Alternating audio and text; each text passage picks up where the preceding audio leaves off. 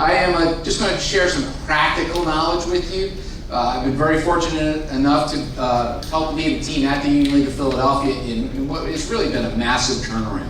The Union League was really on the verge of bankruptcy in 1996. It was literally 2 to 3 months of closing, and they had to make some very, very smart strategic decisions whether they were going to just shut down and cease operations or go up and take it to a new level. And so hopefully I can share some of those practical things about technology with you so that you can put them to work. I'm not going to give you trends that 5.4% of your members think you need red flag rules on credit card transactions, or they think you should take your servers to the clouds and things of that nature. We're going to keep this very down home, very, very practical stuff. To begin with, and if you know, that's the iconic building. If anybody, who's been to the Union League of Philadelphia in Center City? It's really a fantastic building right in the middle. In Philadelphia, like most urbanizations, is really going through quite a renewal.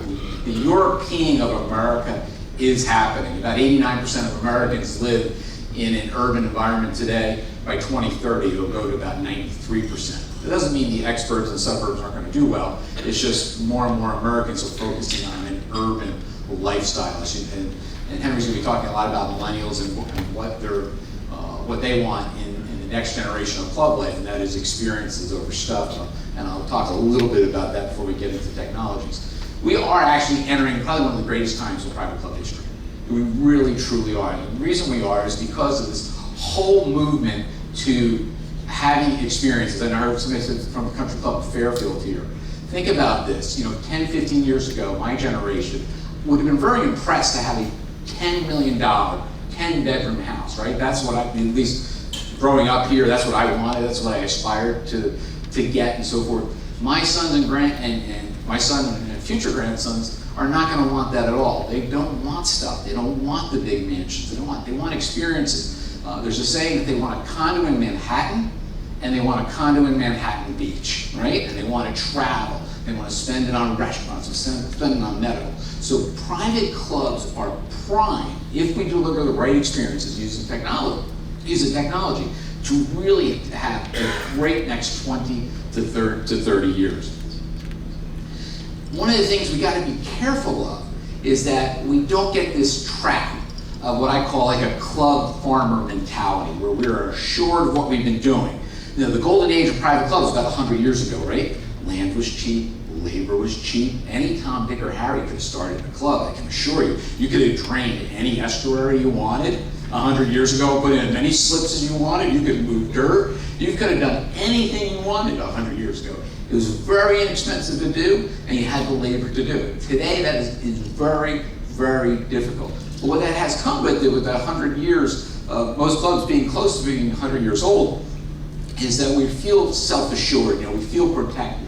We've had this lack of ability to change because of our success of the last 100 years. And that is a real burden to all of us in this industry. It comes with this legacy of success. And it makes us feel self-assured, and it doesn't allow us to make some changes. It reminds me of the Smith Corona story. Who knows the Smith Corona story? The first people to make the word processor, right? The first people that did about 5, 7, 8 years of word processing, led the country, led the industry. The board of directors said, we got to get back to our core business. It's all about tradition and history. And who's that? Nobody's going to do it. Let's get back to making the best typewriter we can possibly make, right? We have to guard against that. And so I only throw that up to remind you, maybe remind your boards and your leadership back at your club that let's not become like Smith Corona. Just because we had success for 100 years doesn't mean we're going to be successful for the next 100 years. So one of the interesting stories about the Union League is because it had terminal cancer, it was going to shut down, we had to change. Looking back at it, I was hired at the age of 30 because I was the only idiot to take the job at the time. I was the 5th person they offered the general manager's job to, because anybody over 50 of them who I was competing against, they were all very smart. They said, this thing is a dog, it's not going to go anywhere, right? Most clubs would just go like this. They go down a little bit, they come up a little bit, they go down a little bit, they come up a little bit, they go down a little bit. Not often do you see a club who's here go like this. We were very lucky that we had this terminal cancer. Our only choice was to change it and to make change possible. And I think when you look at, if you take a lesson, as we'll start talking about technology in a minute, the big thing is understand that you have to respect traditions, respect your history of your club, but be really open to change. How often do we hear that if you're the incoming president or you're the GM, that, hey, I really want you to make everything great, innovate, make this place terrific, but don't change a thing. We hear that quite often. Over the last 5 years, the league has accelerated this change. We had 300,000 square foot clubhouse in Center City, which we spent about $95 million renovating in the last 15 years. Since then, we've added 4 properties, 2 restaurants, 1 on the main line, 1 down the shore, and we added 2 golf courses, which are pretty amazing.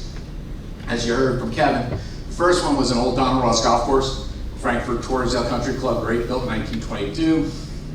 George Crump, who built Pine Valley, it was his home course. He lived about a mile from Torresdale. Really an absolutely wonderful facility. Sold out, 450 members, 108 golfers on the waiting list. Right, we'll do about $11 million this year in total revenue. Really a fantastic golf club. Just a couple of pictures of it. So this is a monumental change that we have taken. Take a city club and add the golf component to it. It was so successful, 3 years later we bought Sam Barron's Golf Club down the shore from the Robertsons, 27-hole facility off of exit 13. I know we summered in Belmar, New Jersey, Point Pleasant area, so this is a lot further south than most of you probably go, but this is a huge Philadelphia market on 7 Mile Island and Avalon Stone Harbor. We just engaged Dana Fry. We're putting $16 million into the golf course. It is going to be Calusa Pines of Naples, Florida, meets Pine Valley. And that's the concept of what we're trying to drive here. I'm going to show you a few pictures. That's the before. There's some of the ruggedness that you're seeing. Little Tom Doak, Pine Valley, we're trying to work on. We've only been under construction about 5 months.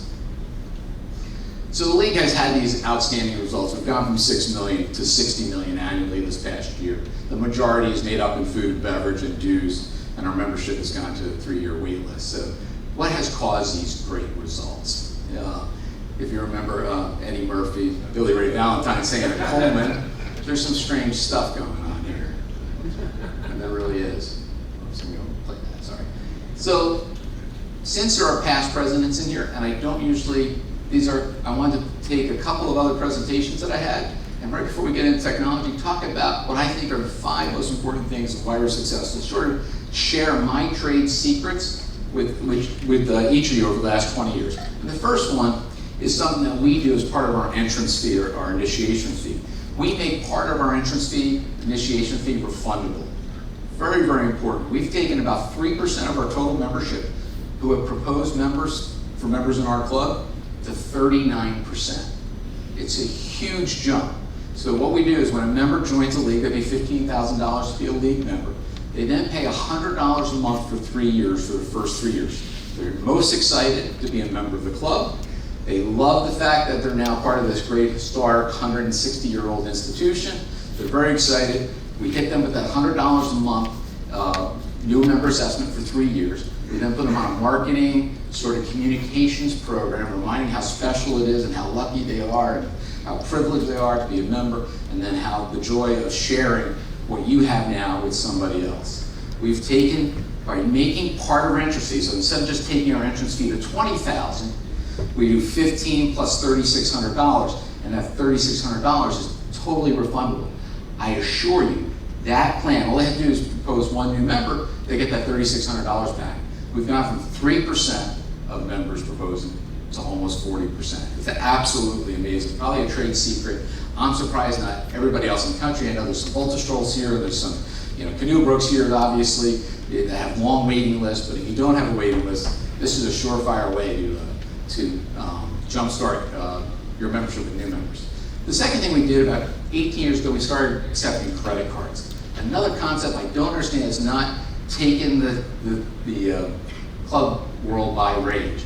The best thing I've probably ever done, and we had to do that out of necessity. We were desperate for cash, and this was about 1999, 2000.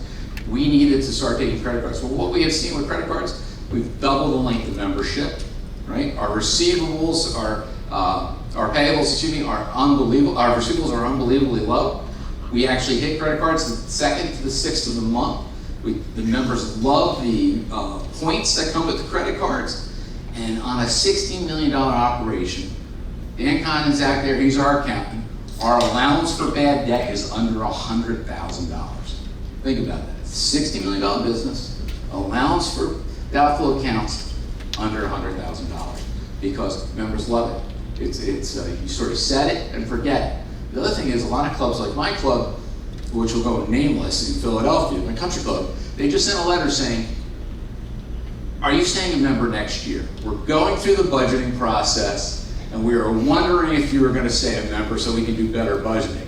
And I'm thinking, who in their right mind would ask a value decision to your customers? Now, you know, these are friends of mine, and so it absolutely makes no sense. When members put their bills on a credit card, they set it and they forget it and it just keeps going. I guarantee you, just that psychology of pricing, putting on a credit card, will add the longevity of membership, probably 9 to 5 years, 9 months to 5 years on longevity, just taking credit. Problem is, we can't get overpaying that 2%.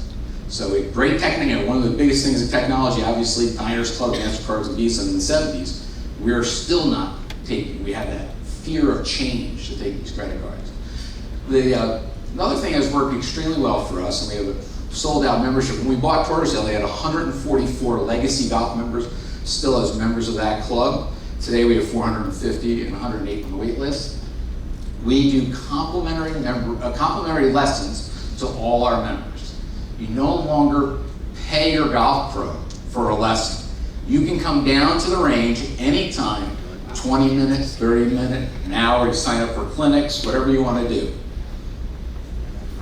We look to try to revolutionize how do we get more people into the game of golf. That was our goal. We have now over 40 people who never broke 100 break 85. Right? We are actually teaching people the game of golf without any barriers. And you know, it's interesting, the reason I'm not at this lectern is because I have ADHD, I can't stand still, and most members can't stand still. So when we first started giving the lessons, they were 30 and 60-minute increments. We soon found out that people only wanted 20 minutes. They only wanted to work on one thing. But they were working on 7 things, because I don't care if you have $1 billion. If you just bought 6 packs of lessons for $750 or $1,000 an hour or 30 minutes, depending on how expensive your lessons are at your club, you want to get in as much lessons as possible, right? So you want to learn 5, 6, 7 new concepts, and quite frankly, you can barely, master one or practice on one. So this whole new thought process, let's just up the golf pros, pay the golf pros a little better money, and let our members take lessons. And just like a couple of clubs in Florida that include food now as part of their dues, the first 2 weeks everybody ate the shrimp that were this big, and so forth. By the 4th week they're having pancakes and French toast, they were just eating normal. That's what happened with the golf league. The people that want the golf lessons and need the golf lessons, take them. And it really is really doing an incredible job introducing people to our wonderful game of golf. The second thing we do, we promote something called 1812 Golf. We've been working with the USGA. I'm rolling this out. It's sort of a tee it up program. Very simple. In 1811, rabbits do what rabbits do. In Scotland, it was a very warm winter. And they had a lot of baby rabbits. And they ravaged the old course. And in 1812, when the first major rewrite of rules of golf, we have a big one coming up next year, they allowed everyone to tee up the ball from the teeing area through the green. And obviously at that point it was a little pouch of sand, you put a little sand, pick up your ball, because the old course was ravaged with all these rabbit holes being dug up everywhere. So taking that concept, we call it 1812 golf. If your index is 18 and above, you get to tee up the ball on a 1-inch tee within 18 inches where it comes to rest, anywhere from the tee to the green. If you are a 12 index or above, within 12 inches anywhere on the green, you get to put a proper lie. You get to do a fluff lie to get to set it up. Because we found through our free complimentary golf program that if we want to grow this game of golf, it's all about ball striking. It's all about hitting that ball flush hearing it, seeing it, and feeling it in your hands, right? And meanwhile, we have these conditions sometimes where you ask beginner golfers to hit a golf ball, they can't even hit a golf ball on a tee. So if we want to really promote the game of golf, lower indexes, get people, it's all about ball striking, learning to hit the ball in the proper position, the proper way. Before then, you have to make adjustments for the lie of where the ball is. So that, we promote that. It's been promoted at about 30 clubs now across the country are doing 18-12 golf. It's a brand new program. It's getting a little bit of legs. We made a presentation for the RNA at Canusi. We'll see how it goes. And then the last thing, this is for the presidents, and then we're going to get into technology, and we're going to do only about 10 minutes in technology and open up for questions. This is the greatest secret the league has ever adopted the greatest secret I've known in club management. We do not allow one person to serve on our board or on any committee unless they have successfully proposed a member. It is the greatest thing. It got rid of all the crackpots, all the crazies who joined your club because they had no friends or no colleagues that they want to hang out with, and then they want to, give their ideas on committees and so forth. And all of a sudden, then you start putting things in place, right, that this person wants in place that has never attracted anybody to this individual as a friend or a colleague, right? It's crazy. If you just say you cannot serve on any governance capacity whatsoever unless you successfully brought in another owner, successfully brought in another member. Probably the greatest single thing we've ever done. I stole it from the Missouri Athletic Club, who they did it only on the membership committee. They wouldn't allow our admissions committee unless you propose. I've used it for the entire club, and it's really been terrific. Let's talk about technology, and I'm going to go through this really, really quick. These are the major trends that we're seeing in technology. It has to be friction-free. It has to be easy. And I'll give you a couple examples. It has to be intuitive. It has to be one touch. It can't be multiple touches, whether you're using an app on your iPhone or you're using a computer at your desktop. It has to be one step, one touch. It has to improve services everywhere. We're going to show you how it does that. And it's all about member recognition. You heard, the restaurant industry, it's location. In the club industry, it's recognition. We're going to show you how, especially for a club of my size with 3,500 employees, J1 employees, H-2B visa employees, summer staff. How do I get that new, great young person from Cornell knowing all 3,500 members within her first or second week of working for us? Also with technology, it takes a lot longer than we predict to bring technology, but when it does come, it arrives faster than you anticipated. And believe me, for all you that don't think we're going to have self-driving cars by the end of 2030, you're going to be absolutely amazed. When that day happens, it is going to be quick, and it is going to be thorough, and it is going to happen. And artificial intelligence is already here. All those LG appliances out there already have artificial intelligence built into them. So let's talk about friction-free technology. One of the greatest things, I love Wawa. I'm a big fan of Chris Dyson, the CEO, and everything he's done there with this friction-free technology. Right now, J.D. Powers will give higher awards to airline reservation systems that are easily manipulated by you, the end user, in a friction-free way. People 9 out of 10 times prefer to go online to book their airline reservation versus talking to a live person. And if that system is friction-free and designed well, that makes a great experience. We're going to have to bring that down to every club level. So you're going to probably look at iPads on tables. You're going to look at Alexas on tables in the men's grill room. You'll be sitting there, Albert, when you're in the men's grill, you'll be like, Alexa, another Bud Light. And Alexa's going to know his voice. It's going to recognize his voice. It's going to go right to the printer at the bar, and the Bud Light's going to come. There's going to be no interaction. That is friction-free technology. Honey Girl is another good example of a great company using a lot of friction-free technology. Intuitive design is very important that we have intuitive design with all our apps and everything we're doing. We're working with 4 keys right now to make one-touch intuitive applications. Think of this. It's 10 after 11. You were going to have a meeting at 1:30. That got canceled, and you had nothing for the rest of the day. So you go onto the T-sheet at Canoe Brook, and you sign up for a 1:30, 1:40 tea time. One button, you send a text to all your buddies, one button who are on your buddies list, say, and you can write meeting canceled, I got a tea time, anybody want to join me? Goes right to their phone, their text, knows who they are, they say sure, they hit the one button, it's automatic. It goes to 4 keys, it does it everything. They don't have to log on, they don't have to do anything, it's just one button, one touch, intuitive. It knows who it is, it knows who you are, it knows who you are. Think about what that could do for special events. You want to go to a fall ball, you want to go to a Christmas dance, whatever you want to do. You have your list of friends, you send it out, one touch populates it, and it's complete. We're really seeing lots of great work in that. Geofence, GPS, and iBeacons are everywhere. So right now, at the Union League, we pioneered this technology about 12 years ago with our parking valet system. So as you drive up into Center City, as you get within 3 blocks of the Union League, we start caching your information. So that is picked up off of your iPhone, because now you penetrated the GPS fence. So now I start picking up all your data. I have 3,500 members, so I mean, I'd have to have a real supercomputer, I mean, just really work and have it all the time. But now I take all your data that's been cached on our server, and we move it into live so it's accessible. If you bypass the garage, we just ignore it, right? But if you pull in the garage, your picture pops up. If you pull in the gatehouse, your picture pops up. If you break that field, and we know everything about you. So when they opens the door, Mrs. Snodgrass, so good to see you, that sort of thing. Geofencing is the first step of GPS. The next step is iBeacon. And iBeacon technologies are little things that plug into the wall that go anywhere between 20 by 20 to 80 by 80 square foot areas. And when you penetrate that area with your cell phone, it recognizes that you're in that area. Nordstrom's was the biggest one to use this originally.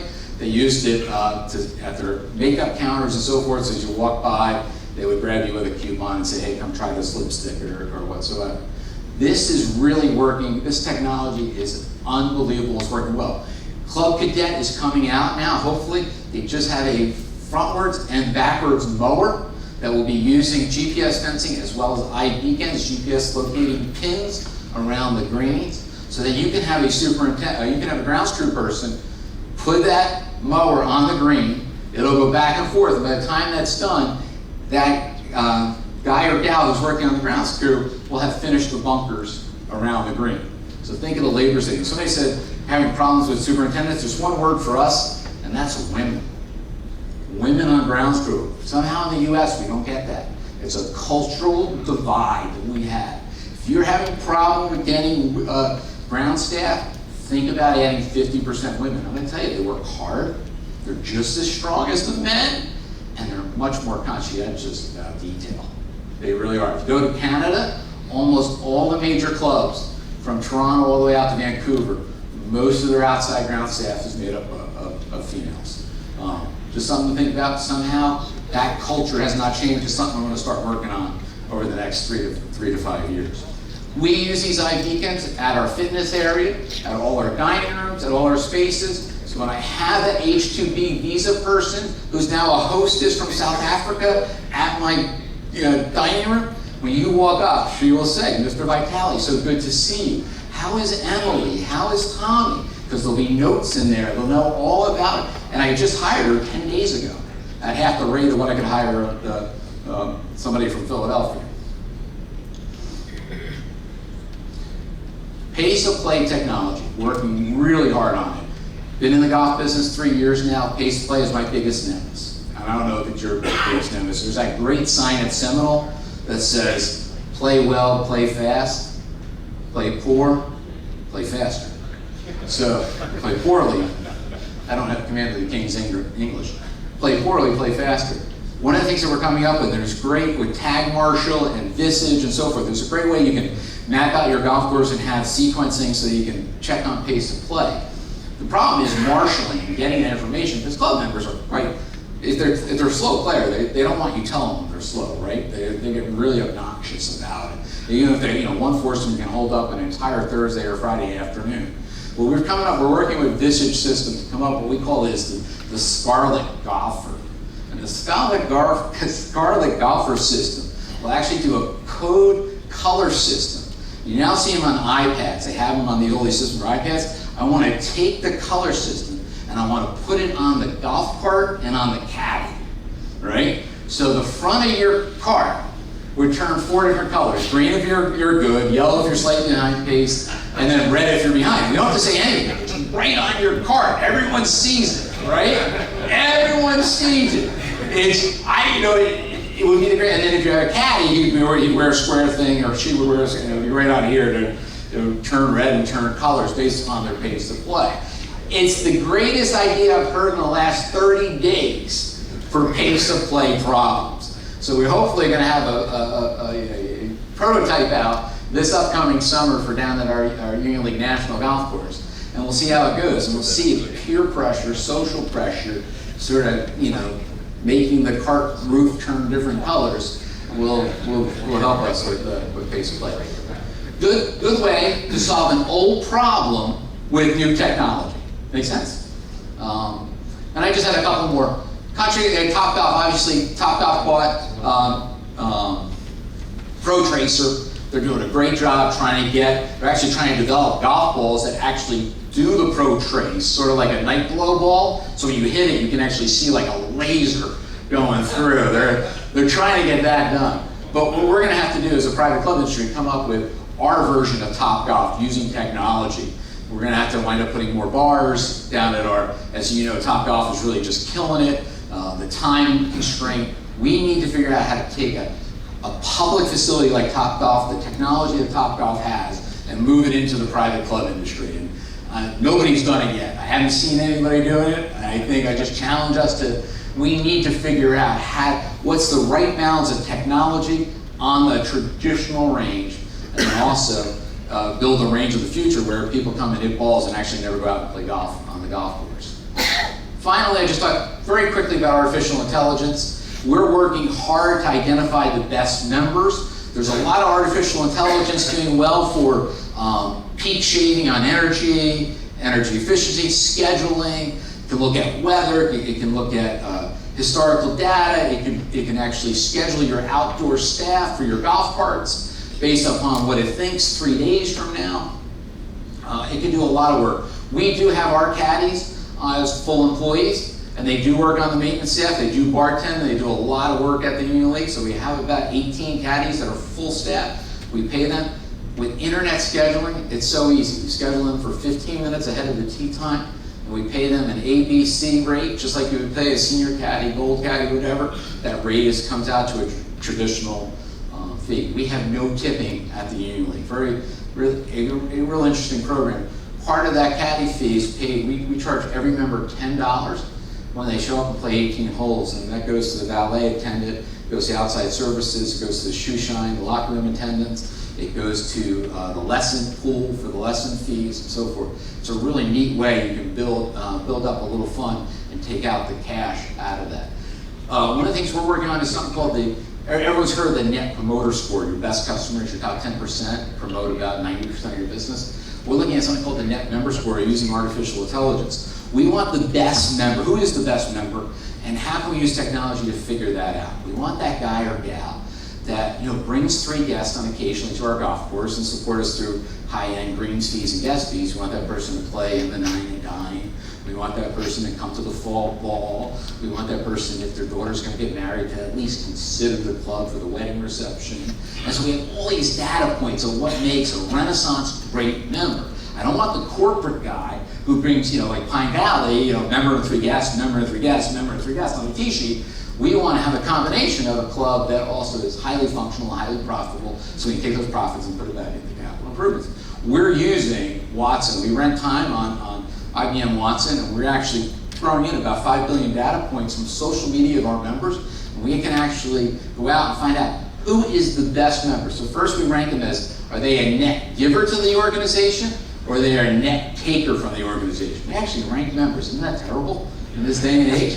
We actually rank them almost on profitability, which is, we do treat every member equal. We just treat some more equally than others. But we do, because you all have those guys that come, they stop at Dunkin' Donuts, right? They put the sandwich in the bag, they carry their own bag, it's 201, I can carry my bag, right? I can go out without a cart, without a caddy.